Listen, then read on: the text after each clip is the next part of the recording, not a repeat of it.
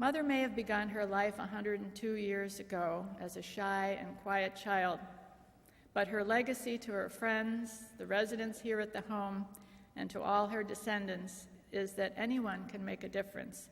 She was not only my mother, but my best friend and cheerleader, and her unconditional love is a gift I will cherish forever.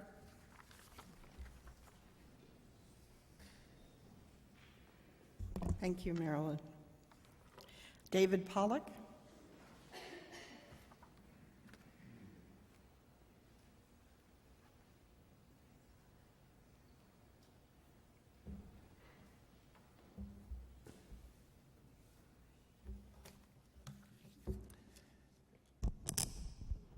I'm Dave Pollock. Joan was my aunt.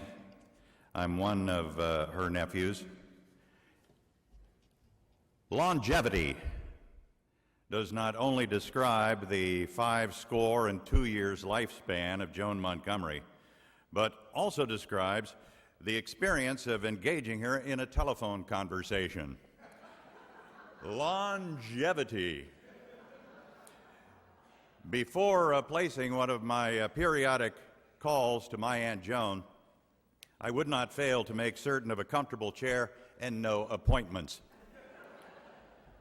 And in my final conversation with her in late February, when I called to wish her happy birthday, despite her infirmities, we had a prolonged conversation during which the names of many of those present were mentioned in the context of their most recent adventures and achievements. A dozen years ago, just before my Aunt Joan turned 90 years old, I was compelled to leave Chicago for Florida for a new job. And I had to start there, and in my absence, Anita read to the family gathering the remarks I intended to make at her 90th birthday party. Since I was unable to deliver those remarks to Aunt Joan then, I'll take the opportunity to reprise them now. I remember being small in a house I remember as big in the town of Aspinwall. There was an attic there where a treasure trove of comic books existed in abundance, and which was an asylum and a safe haven from cheek-tweaking ants.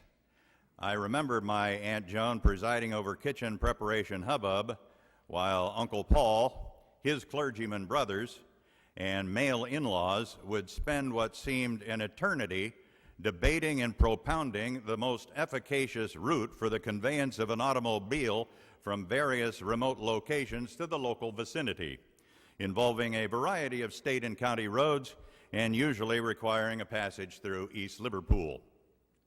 And as remarkable as it was that Aunt Joan shared her natal day with the invention of Brillo pads, stainless steel, and the zipper, what I remember about her above all is her astounding and staggering retention abilities.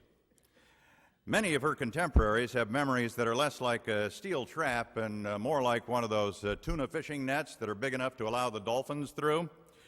But my Aunt Joan could remember the color of the dinosaur's eyes on the Sinclair sign at the gas station on Main Street in a small town in eastern New Jersey she passed through a single time in 1952.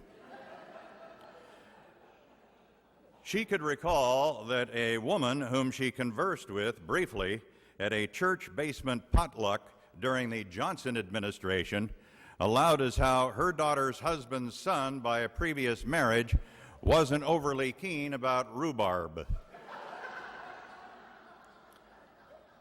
The term a long-forgotten acquaintance did not exist in Aunt Joan's lexicography.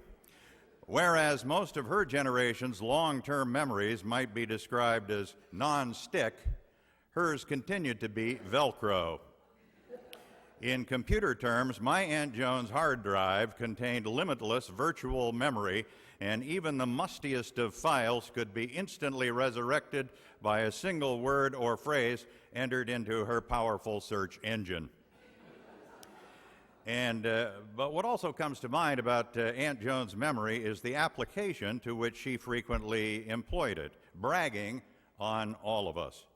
Aunt Joan remembered our nicknames, our favorite foods, our high school plays, and our sports victories. She remembered our social gaffes and the names of girlfriends we forgot we dated. More than the NSA, she kept dossiers on us all, and she updated them perpetually, primarily in order to express her pride in our achievements to others. More than me, she was a veteran broadcaster with long experience in reporting breaking news.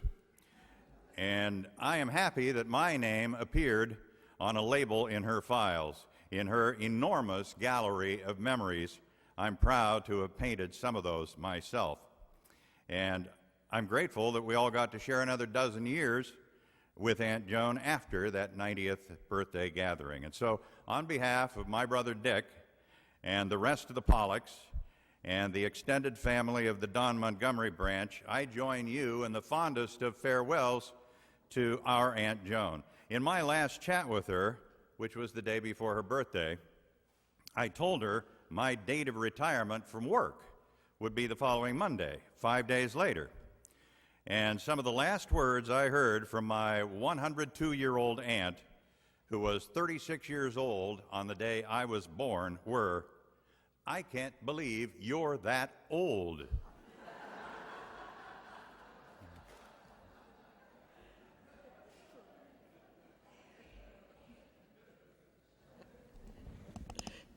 And finally, Barry Montgomery, Joan's son.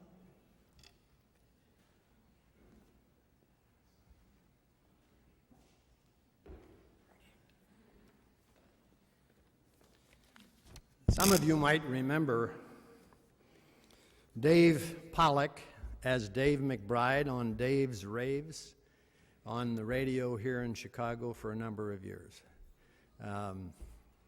Dave, you haven't missed a beat. That was great. Before I give my closing argument on behalf of my mother, I do want to say a special thanks to a number of people.